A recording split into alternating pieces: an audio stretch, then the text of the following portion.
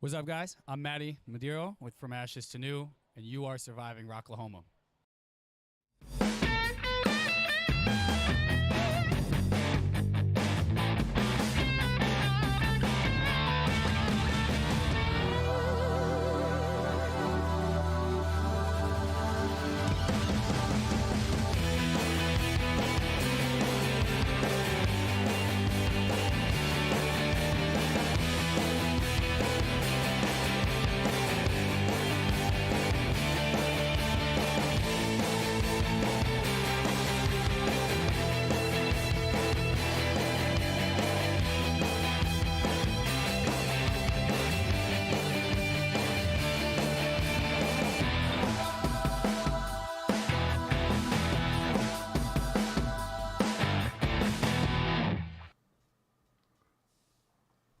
What is up, everybody? Happy Monday. It has been a while, but this is the official podcast of Rocklahoma, Surviving Rocklahoma. I am your host with the locks that rocks, Adam Richmond, coming at you live October 16th, just a couple of weeks away from Rocklahoma. I see you folks hopping into the comments right now. Please let me know, how are we sounding on the live stream? Hopefully everybody can hear me okay. We are reverting back to some old software because we've had a couple of issues on the last couple of live streams, and you know what? I am just so sick of those technical gremlins. So we're going to go back to what we know, and we are going to be talking about Rocklahoma, Rock the Equinox, and before we do all of that, we're going to talk a little bit about our plans. What's your plans for this week? Also, you know what? We're going to talk about these Rock the Equinox. We're going to be bringing you a special feature from the Almas, who just stole my heart out there. Absolutely loved the Almas. I caught them at Sparrowhawk for Rock the River, and again at Rock the Equinox. I just can't get enough of them. Also, in our Rocklahoma Rewind tonight, we are going to be talking with Matt Madiro of From Ashes to New. We are also going to be showing you some photos that just dropped a few days ago from photography by Angel Lee from this past year's Rocklahoma 2023. Ashes to New, December 5th in Arkansas. Let's have a dark side party. That's something to consider. Yeah. So before we get into the show, we always take care of our sponsors, and let's go ahead and do that now. First up, we've got DEB Concerts, who answers the question, what do you want to do with your life? I want to rock! And Rocky does, and Rocky has been doing over the course of the last several years as he powers the DEB concert stage within the Roadhouse at Rocklahoma. And this past weekend, he gave a little back as the Glitter Bar in Tulsa hosted John Karabi. I wasn't able to make that show, but I heard that he sounded great. It was a great event, and a lot of our friends and family was there. I so hate that I wasn't able to make it. I had Bounce House rental Friday and more rented on Saturday, so I was a busy man, but was still able to make it out to join some of my friends at the river, and oh my gosh, was it so needed. Also want to give a huge shout out to At Your Service Rentals, your official purveyor of porta potties at Rocklahoma and Born and Raised Music Festival. But just because those festivals are over for the calendar year does not mean there's you don't need some at your service rentals. Let's say if you've got a construction event, if you're planning a large outdoor event, or whatever the reason, and you need some portable facilities, give them a call at your service rentals. Don't be like that guy over there standing in line waiting outside of the porta potty. Hey, buddy, what are you doing over there? Shitter was full. Yeah, he didn't call at your service rentals. Also want to give a huge shout out to my friends at Rockavet. You know what? I tell you what, Matt, you take care of this one. And What's up, guys? This is Manny Madiro with From Ashes to New. I just want to say thank you from the bottom of my heart for everything that you guys do for us. I come from a family with a background of all military, so it's much appreciated. Thank you, guys. Once again, that was Matt Madiro from Ashes to New, the drummer for From Ashes to New. We're going to be having a couple of words. We're going to talk to him a little bit later. Well, we've already talked to him, and I'm going to show you that interview. It's something. Also, but yes, Rockavet has been facilitating, giving the medicine that is music to veterans for several years. We've given away over 50 passes over the years to not only Rocklahoma, but Born and Raised and other concerts as well. So make sure that you follow Rockavet on Facebook. Also, want to give you know what, Matt? He just loved saying it. Here, I tell you what, Matt, this one's for you. Rocklahoma, bitches. They all love saying that. I want to give a huge shout out to the Rocklahoma bitches. Thank you so much for supporting the podcast and supporting the party at Rocklahoma for all of these years. These girls just love to have a great time and keep the party going. And Christy and Kendra, we appreciate everything that you all do. Also want to say what's up to the big old bus. And you know what? The big old bus gifted me something this year, and this thing is absolutely beautiful. I need to show it to you. Look at this, guys. Oh my gosh. I don't know if they sell these things, but this thing is absolutely gorgeous. Thank you so much to my good friends in the big old bus. Man, that's all. I'm almost afraid to even use it because I just don't want to mess up that beautiful paint job. But we appreciate everything. The big old bus. They've been keeping the party going for a long time. You know them at Rocklahoma, the giant bus with the stripper pole and a huge crowd. They won Best Campsite for 3 years running. This year they won 2 categories, and including Best Overall Campsite and Best Party, I think. I still got to get them their trophies. Now, the question is, next year, are you going to try to take the crown from this year's winners of the Best Campsite contest? Next year, we are going to be taking on sponsorships for the contest so that we can have some nice trophies and prizes for everybody. We'll do a Facebook post in the coming months when everyone starts, probably around the time the lineup announces and tickets actually start going on sale and people can get their campsites. We will probably start doing the campsite map again. I see Brandy and Heath Wadsworth of Camp Black Pearl is in the comments. What is up, Naomi? Giving a shout out to Rockavet. Christian Hopkins, I got one too, but Jason Polk took it's in the back of his truck. Nicole, what is up? Mario, still got photos I can't post. Finna make a website just for it. Rockavet got something good coming up for Veterans Day, he believes, says Christian Hopkins. I can't wait. We're going to talk to Christian about it here in the coming weeks. once details emerge and we know exactly what's going on. I can't wait to find out what's going on from Rockavet. But I tell you what, folks, we have acknowledged all those who like to help power the show.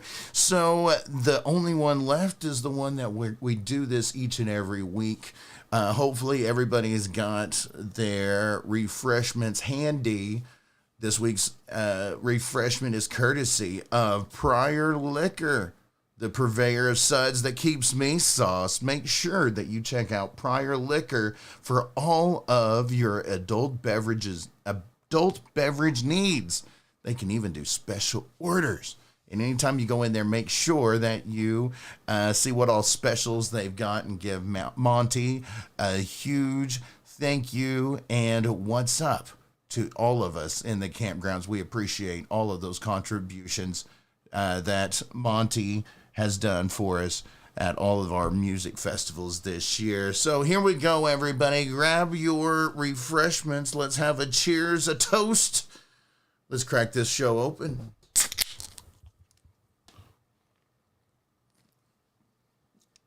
There we go. So we are, yes, sir. I've got me a Coors Banquet. Love the yellow bellies. What are you all drinking in? Drop it down in the comments. Let me know what you all are imbibing on. Now, while you're doing that, let me know, what are your Halloween plans? You know, we are 2 weeks away. If you haven't done so, you probably need to be putting your Halloween costume together if you're going to dress up. I know one of my favorite things to do every year is to go out to the local watering hole, one of the bars here in town, and watch the costume contests or see how everybody dresses up. Do you guys have a costume in mind? Drop it in the comments. I'd like to see what you all are going to do this year for Halloween. And I tell you what, if you want to let go the extra mile, you can email survivingrocklahoma@gmail.com a picture of this year's Halloween costume. We'll share those on our Facebook page.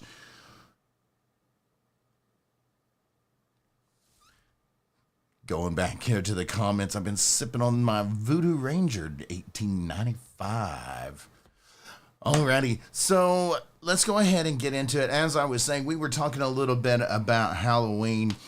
I don't have any plans just yet. I know I'm going to, I've got to run to Oklahoma City earlier Halloween day, and then probably that evening I'm going to hit one of the local bars and see what everyone is dressed up as. I can't wait to see what everybody else is doing. Is there any music going on? Drop those links in the comments.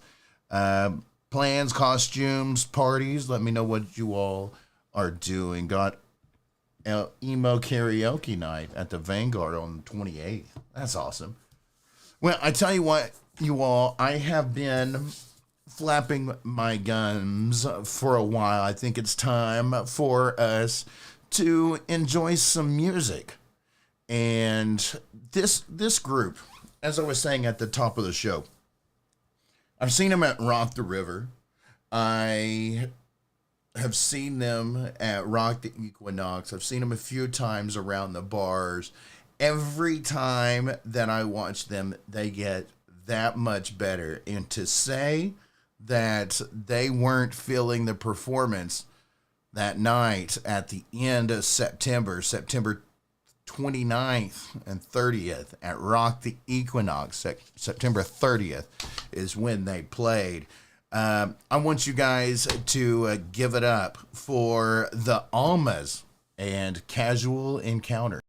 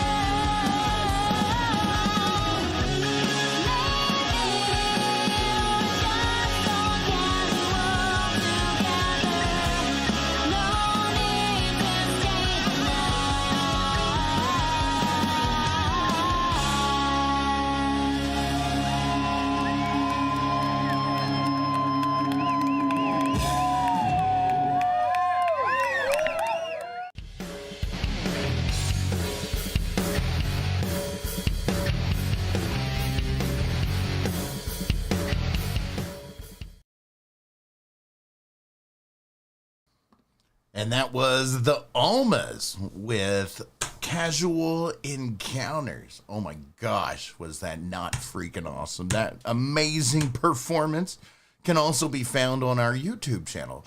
And anytime you are on our YouTube channel, make sure that you hit that subscribe button so that you get alerts every time we get any new interviews or exclusive content dropping, because we've got some new things coming out, and we're also going to be getting on the TikTok. We're going to start dividing up some of these videos and putting them out, because why not? Everybody else is on TikTok, right? Are you all on TikTok? Why don't you go ahead and drop your links down there in the comments. We'll give some love to everybody out there while we're at it. Give us some love to Crystal and the rest of the group in the Almas. Let's see those reactions in the comments. Fake studio audience. Absolutely. Also, folks, as I was talking about, we are also going to do a little bit of a Rocklahoma Rewind. I'm going to hide those comments real quick because my good friend and podcast partner, photographer, Rebel Lee, and Rebel of Photography by Angel Lee, she has dropped several new batches of photos recently. Let me get those back up here. I got a little distracted as I was looking around for some of this other stuff. Here we go. We're going to pop it right there. Photography by Angel Lee. Remember, you can find her on Facebook. She joined me last year, joined the team Rocklahoma 2022. You can also find those photos as well. She went to Key West with us for Rock Island, as well as covering a few other things. We showed you her photos from the Diamond Ballroom of Avatar in Oklahoma City a little while back. But she recently, last week, dropped her photos of the almighty Pantera. Are you kidding me? Look at this, folks. So, there we were. We've been waiting for our entire musical adult lives for that curtain to drop as it did, and the smoke, it filled the air, and there's Phil Anselmo, the original, the only lead singer of Pantera. Now, I know it wasn't the originals, guys, but, I am so happy with what we got. Oh, my gosh. Everybody was just absolutely riveted, and they were so happy to be on the stage again here in Oklahoma. And you can see there on the drum set the tributes to both the late Vinnie Paul and Dimebag Darrell. Amazing show. Did you guys have any favorites from that Pantera performance at Rocklahoma 2023? If so, drop your favorite song that you were just jamming out and letting it all go. Look at that. Stunning photos. The great Zakk Wylde. We've seen him play Rocklahoma several times, not only with Pantera, but with Black Label Society as well. And congratulations. Thank you so much, Angel, for those great photos, as well as the other photos you've been bringing us. Remember, folks, if you would like to see those photos of Rocklahoma 2023, we've also got photos up from the festival that took place about a month or two before that. Rock the River, and I believe Rock the Equinox will most likely be dropping here in another week or two as well. All you got to do is look up on Facebook, Photography by Angel Lee. You can click on those photos, and it even helps if you just go to the photos and click on albums, and then it puts everything all nice, neat, and tidy for you all. Appreciate you all so much. Now, one of the other things we got to do this year at Rocklahoma is we got to sit down and meet a bunch of rock stars. And we've met over 16 folks we sat down with and talked a little bit about their music, what drives their music, what drives them as musicians. And one of my favorite artists that I got to sit down with was Madiro, because once he really got into telling the story of why he does what he does and how he pushes through things, I was absolutely riveted. This is going to be a little bit of a longer interview than you usually do, but you know what? It's just such a great talking to him. Ladies and gentlemen, from Ashes to New, Madiro.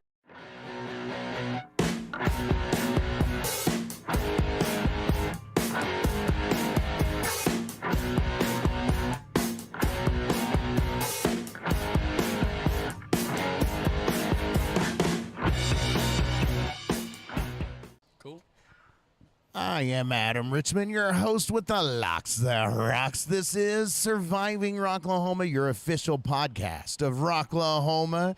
And I am joined by a little somebody that we saw on stage earlier from Ashes to a New. What's up, buddy? What's going on? How are you guys? Oh, man, we are amazing. We're still reeling. It is hot out here, but It's hot. Not as hot as it was over there on the stage watching from Ashes to New play. Oh, it was guys. a nice little crowd. It was a packed little spot over there. You know, we were doing a thing. Flew in today. It's our first one in 2 weeks have we done? We got off tour, so this is just a fly-in show for us. So to see that big of a crowd over there earlier in the day, you know, it was fun.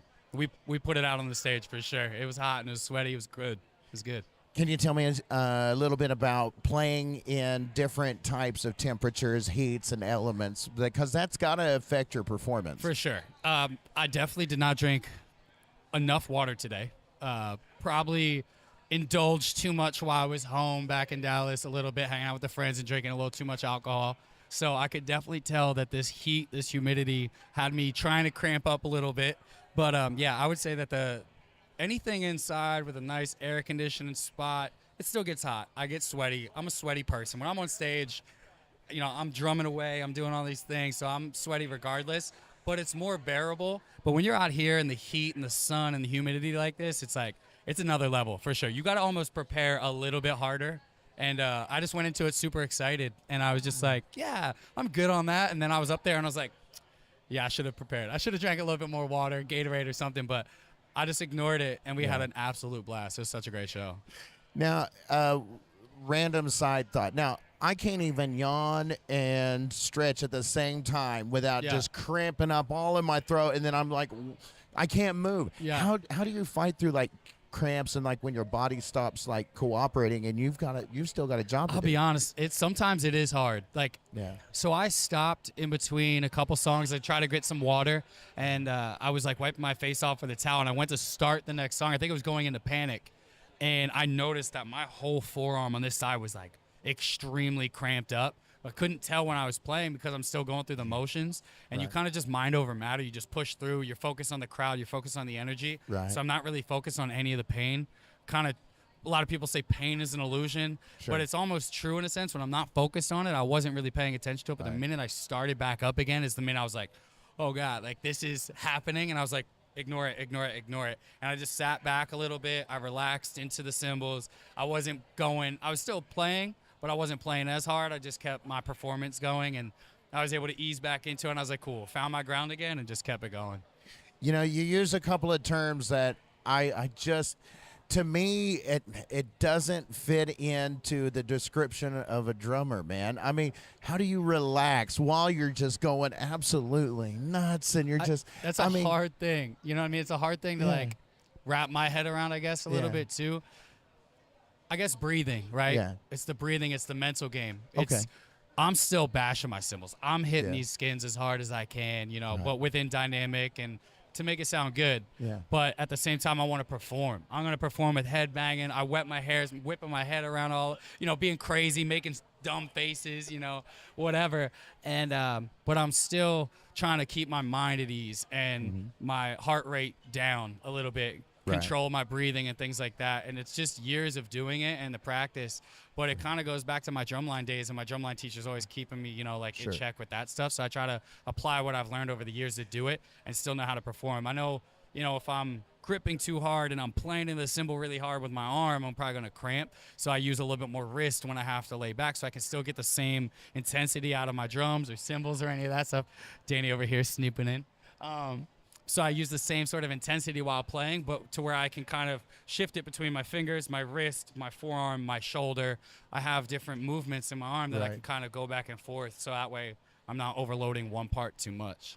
Good Lord. I mean, Yeah. just the description overloaded my brain, especially, cramping up and then still having that dexterity to roll it through your fingers and all Yeah. of that stuff. Do you is that like the fidget spinner for musicians, is just the drumstick through the hand? I'll sit there like the whole ride here, I'm just sitting there spinning sticks and tapping on things and, just doing all that. And Yeah. it is a nice warm up, you get your hands moving and things like that. It's kind of like dudes play video games or whatever, and they're always like on the keyboards and stuff, and they do the warm up games before the streamers really get into it. It's kind of like the same thing for me. And it's like a fidget spinner, but a cooler one.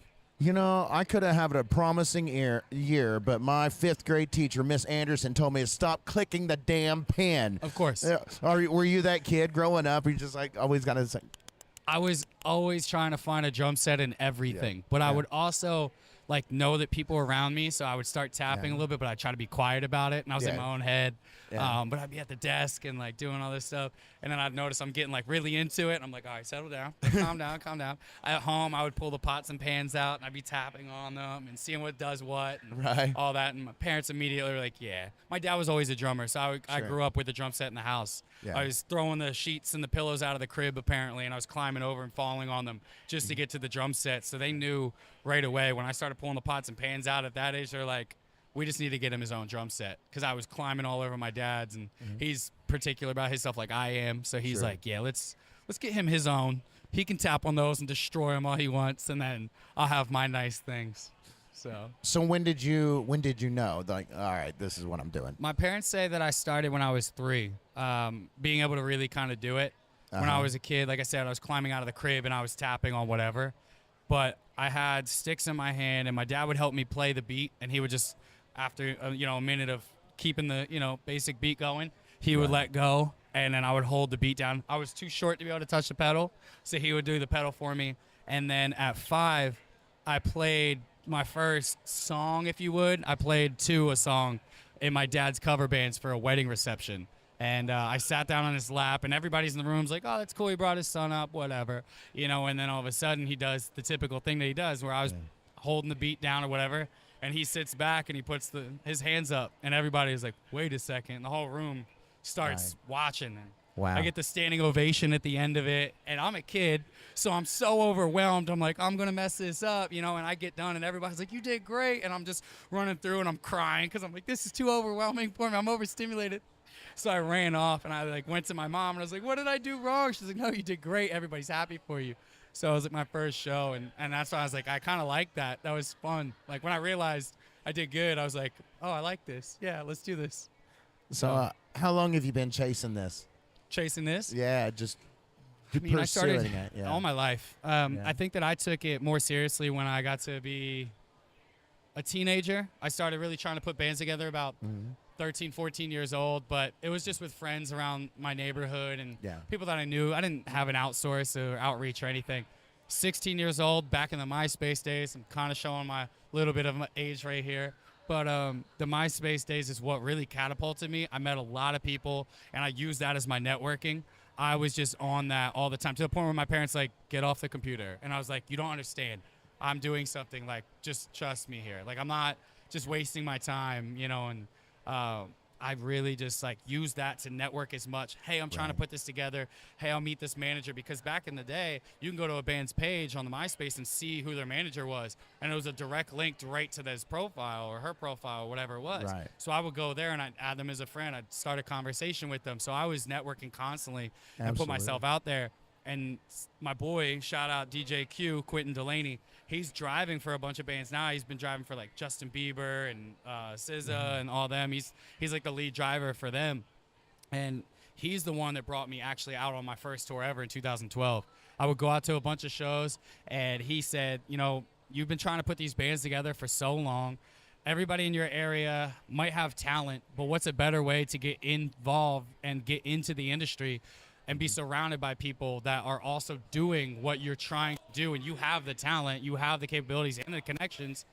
Come out, drum tech, and meet the people that you need and start from there. And I was like, you know what? I put my ego aside and be like, okay, well, I have nothing else. I'm not in the industry. At least this way it gets me in the door. So when I was a drum tech, and then from there, rest is history. Awesome. So- How many did you go through? Several bands before you found, you know, your current home, or was it one of those you just found magic from the start? I had one band, serious band prior to this. I mean, in high school, I put together a small little like friendly thing that we did, Battle of the Bands. I put together 3 like festival shows and things like that. Just like something small and fun my senior year with a couple other people, but I knew that they were moving away. Right. Some of them had some serious jobs. One was going to the Navy, you know, so it wasn't anything that was going to go further, but I wanted to use it as like a practice, you know, a stepping stool to kind of get into what I wanted to get into and use that as something. I got into teching, and then from there, I went back to one of the bands prior, and they let go of their drummer after Carolina Rebellion. I used to play for Trivium. And they let go of their drummer after Carolina Rebellion in Pittsburgh. When we were on the Volbeat tour, they brought me into the room, and I knew that what happened the night prior. And I was like, well, I didn't do anything wrong. But getting called into like the office kind of thing, I was like, half of me was like, is this happening? Yeah. Because I have a feeling, I saw it coming. I was with them for a while. In between, I was also working for As Lay Dying as their drum tech. And I went back to the Trivium guys. So I saw the dynamic that was shifting. And they pulled me into the room, and the tour manager's there, and the whole band is there. And I'm just like, what did I do? You know, like, what's going on? But then half of me is like, am I getting asked to potentially fill in right now? And they're like, how soon can you learn the songs? You know, we need you to play. And I was like, give me maybe a day. I'm familiar with the idea of the songs. It's a whole different animal. A lot of people will be like, listen, I could do that. Sure. But a band like Trivium is a band that doesn't use a computer, a track. They don't have a click track. They don't have anything. What you hear is what you get from them. So they're not even playing to a metronome. I don't know if it's changed now with their new drummer. Maybe he's playing to one and the rest of them have it. But they don't play to a click track or anything. So I had no cues in my ears. So everything was, I started it. I held the tempo. I did it. It's a whole nother animal. If you have an album, there's a lot of people with their ears, they'll have the click track, but they'll have an album kind of as a cheat sheet amongst their ears. Yeah. Not that it's coming out front, but I've heard a lot of people doing this to where they can have that and play along to it. And it's not the case with them. So it was a whole nother thing. So I played for them for a while. And then we parted ways at the end of 2015, started 2016. March of 2016, I filled in for the CD release tour From Ashes to New. And I could see the dynamic shifting in that as well. And I was like, I really like this. Matt and I got along really well. Lance and I got along really well. And I was like, listen, if something changes, y'all hit me up. Like, y'all let me know. I think that this is something that I truly can find home with. It was very much more me than anything else I've ever been involved with.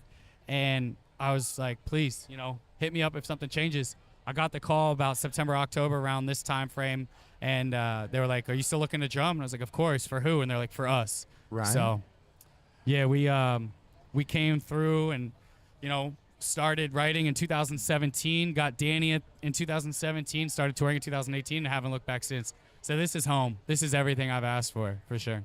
That's awesome. Yeah. Whenever you took that job as a drop tech, did you look at that as like a baseball player? It's like, all right, I'm just waiting to get the call for the show. Or were you like, oh, this is an amazing job. Yeah. Who knows where it could go? I look at everything as a positive as much as I can, even in a negative situation, right? So I always set out to be a drummer. But if things weren't working out necessarily, it wasn't because of my capabilities or my performance. It was because I didn't have the right connections. So I knew that eventually doing something like that and showcasing who I am and how I am and my abilities was eventually going to cross over and somebody was going to see it. I wasn't trying to poach anybody's gig. I was never trying to step on toes. But I knew that eventually the right people would hear it, the right people would see it, and the connections that I would make would allow somebody to go, hey, look, I heard about this this person or this band or this artist needs somebody. Right. Are you willing to be able to do this? I never thought that I would get into a position to play for one of the bands that I was working for, because I knew that it was like they have their set stuff. Sure. So it was never anything like that. But I was just like, I'm gonna use every connection that I make, and I'm gonna show who I am and my abilities to hopefully one day do that. But at least I'm in the industry and I'm doing what I love to do. I don't want to work a 9 to 5. I don't do that. You know, that's not my thing. I can't do that. I could, but I will be miserable. This is home. This is what I like to do. I mean, my guys call me crazy. I literally leave tomorrow and I go out with the Shinedown guys on their headliner. So I'm flying out from this and out with them. I'm not playing, but I help them out on tour. So we're off until November area. You know, we're trying to book something. So low key, dropping some hints. Be ready. And we're going to schedule something. So we're off for a while. And I just try to fill my time. Zach's one of my best friends. Barry's a close friend of mine as well. I love all the guys. Brent's amazing. Eric's amazing. One of my favorite bands to ever exist. And the fact that I get the privilege to go out with them is like, of course I'm going to take that. You know, I put my pride aside, my ego aside. I'm going out and I'm helping them out. But it's like, it inspires me. I get to learn from them, one of the greatest to do it. Why not? You know what I mean? Right. So I'm all about it. So I'll go back to my roots as much as I'll stay here and play. But yeah, I love it. That's an amazing story. Yeah. And that goes to show you folks, be an asset, not an ass, and always be at the right place at the right time. Absolutely. Anything can happen. Take what you can, you know, and make the most of it. Amen. And every challenge is an experience. I mean, there's no bad experience. You just learn what mistakes not to make again. Yeah. So through anything that happens in life, you're always going to learn something from it, so it can always be a positive, you know? Yeah. You're going to trip and fall, but you're going to learn next time how to not trip and fall from that same thing that you did. Sure. But to keep going is going to help prove to yourself and others around you that that setback or that minor inconvenience isn't going to hold me down. I'm going to keep pushing forward. Yeah. I could have, you know, after I got released from my last band, I could have been like, I don't know if I have anything else. Because I built my entire career with them. And I stressed, and I was like, you know, what am I going to do? But I said, you know what, that's not going to be the end of me, because that wasn't who I really was. Right. That was the start of my career. That's what put me on the map. Now I have something to prove, not only to everybody else, but to myself. And I'm proving it. I love it. So you've far more than proved anything needed to be Hey, but proved. we still if got there growth, was you know? anything. We want to headline this, you know? I'm waiting. So tell Hey. me a little bit about playing with Ashes to New and this ride that you're on. Yeah, I mean, we dropped our album July 28th. We've been holding on to it for a little while. You know, we released one during the pandemic, and then we started writing this one at the end of the pandemic. And we've had this done pretty much since the end of July, about July, mixed in September of 2021. And we've been dying to get this out. And to put this out on a tour within this moment, Emotionless and White, some great bands, after coming off of the Shinedown 3 Days Grace tour, just setting us up for success has been amazing. The responses that we've seen across the seas where we haven't even gotten to fully break into yet have been incredible. The charting that we've done over there and everywhere else and here as well has been insane to us. You know, we could see the head turns kind of, wait a second, you know, we hear the buzz going on. We see the socials starting to progress and everything else that's happening, and it's so sick. And we are so grateful, you know, and so privileged to be able to do it, because we've been grinding to make something happen even more and more, and that's what everybody sets out to do, is just to keep progressing and get bigger and bigger and bigger. And we're watching it happen, and it's so cool to kind of see it happening as it's happening and be like, damn, like, you know, this is really going on. Like today, like that place was packed out over there, and it was a side stage thing. We're not promoting a tour right now. This is a fly-in show, and to see that, it's showing what's going on right now, the buzz that's happening for us. You know, seeing things charting on Sirius, shout out, because they really, Sirius XM and Octane, they've started this band's career. They have been a huge part of who we are and what we are, and all the FM channels and the radio stations. Thank you. everybody who supports us. You guys are the reason why we get to do this. You guys are the reasons why we're out here. But seeing it happening and being up on stage and watching the growth, just, it's unreal. It's so sick. So what's next for Ashes to New? We are trying to book a fun little thing at the end of this year. You know, I won't say exactly when. I kind of hinted. Sure. Time frame. We're trying to book something for the end of the year. We're off right now. I'm not. I like to stay busy as possible, but the band is going to be off for a little bit. We got some really cool things that we're planning right now, and we're going to try to start, you know, pushing the record, pushing the new stuff. Next year, we're looking to do some big things. We have already announced that we're doing Shiprocked finally. Third time's the charm, you know, so we get to finally do it. I know the first year was some complications with the original singer leaving last minute last year with all the COVID stuff and everything else. So we are very stoked to finally get on that. So that's the start of our year, at least as of now. But I believe we're going to start it off with that. And, yeah, just trying to make next year really big and have something fun towards the end of the year. So keep your eyes peeled. Wow, you guys are so absolutely busy, and I love that Yeah. you are not afraid to get that grind, that hustle, Oh, and no. work that. We all came from nothing. You know, I grew Right. up in a trailer park in a trailer, you know, and Danny was hovered around kerosene heaters, and Matt came from small spots, basically living in the hallways, you know, and that's how my parents grew up, and everybody else's parents grew up. And and Lance, you know, same thing. And we have all just been prone to knowing how to get something done and chasing after we want and not taking no for an answer. You know, if anything, that we want to be a catalyst to show you that, like, don't take no for an answer if you really believe that you're able to do something within yourself, you know, for all positive things. Don't take this and try to flip it and do something negative with that. That's not what I'm saying. But really, if you have a dream, believe in yourself and grind for it. And that's what we do. And if anything, we want to just be a vision of that, you know, that we grew up with nothing and we are going to make something of ourselves one way or another. And you guys can too. I love that message, guys. And just the mindset is something that I feel music needs. My friends say music is medicine, and it's absolutely true. There's so many that use, and folks such as yourself, you know, the drummers who are the pulse. Yeah. And we appreciate everything you guys do. I appreciate you sitting down with me. I like to give all of my guests an opportunity before we wrap things up to directly address your crowd, your fans, the people who watched you play today. The stage is yours. To everybody who supports From Ashes to New, to everybody who doubts From Ashes to New, thank you. Because the ones who support us, we love you, we cherish you. You are the reason why we're able to do this. To ones who doubt us, you are the reason why we will keep pushing ourselves. Because whatever you say to us that's negative, we'll find a way to blow it right back into your face. So everybody who's there, everybody who's spreading the name, everything, we love you. Thank you for everything that you guys do for us. Thank you to all these festivals that put us on, to all the promoters that book us, to every radio station, to SiriusXM and Octane, and everybody who plays us and spins us. Thank you to everybody who buys anything from us and supports us at the merch table, supports our shows. We love and appreciate you. We could not do this without you, and it never goes unnoticed. It never goes unforgotten. You guys are the life of us, you know, and we can't thank you guys enough. Check out the new record, Blackout, just came out. We're going to be promoting that thing soon, and we're going to be touring a lot. So we expect to see you guys soon. Love it, man. I appreciate it. And this has been Surviving Rocklahoma, your official podcast of Rocklahoma. I'm your host with the Locks That Rocks, Adam Richmond. Until next time, rock on.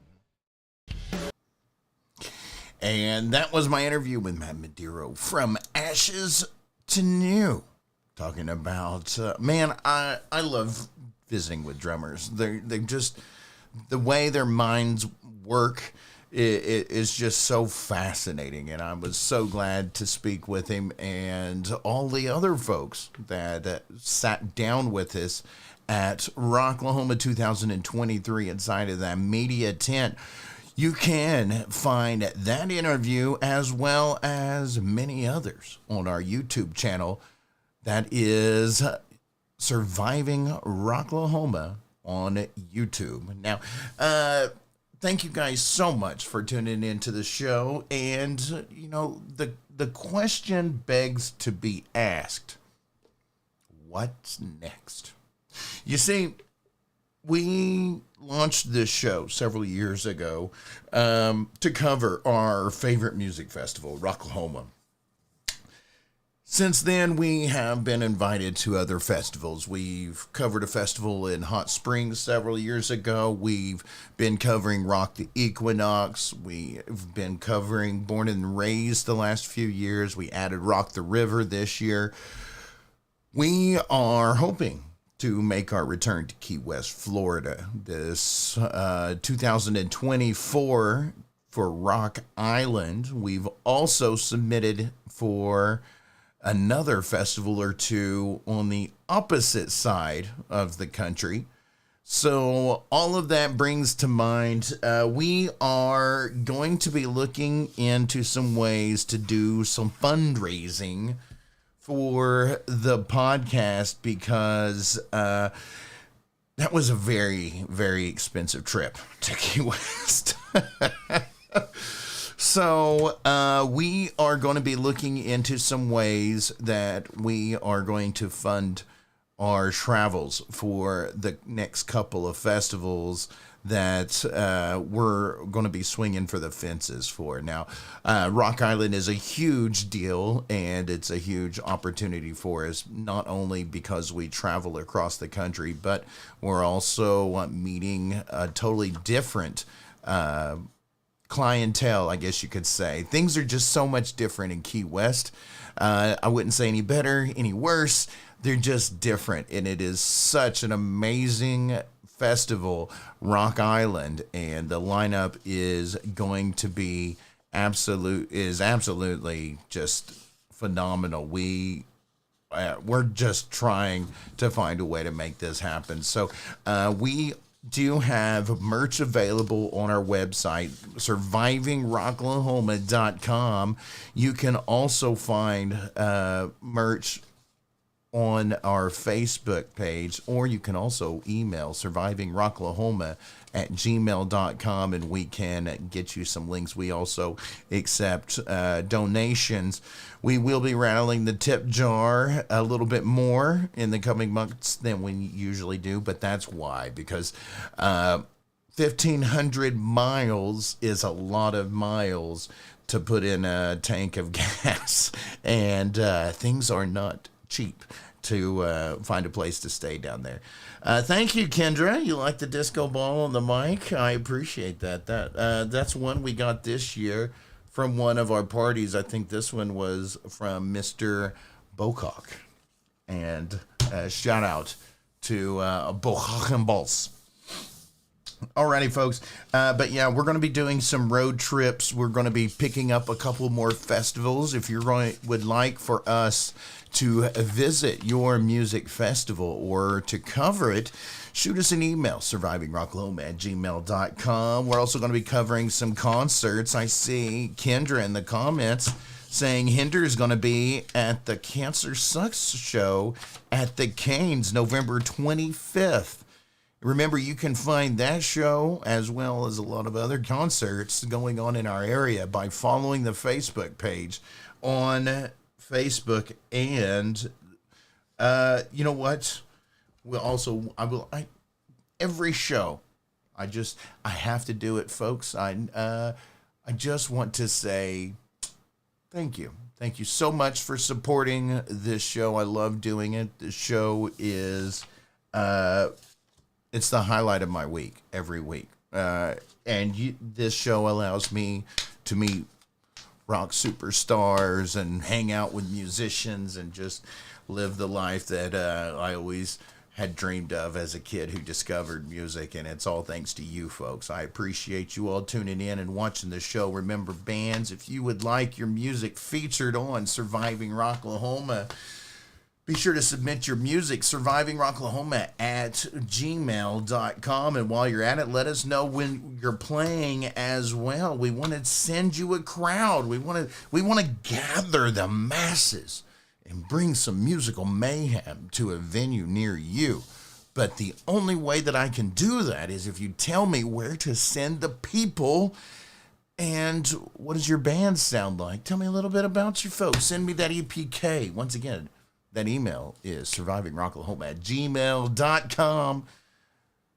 Also, folks, it doesn't matter where you are consuming the content, whether it's here on Facebook, on YouTube, or you're checking us out on those podcast networks. Anywhere you get your podcast, we are on iHeartRadio, iTunes, Spotify. We even got picked up on Amazon and Audible. So there's no excuse, folks.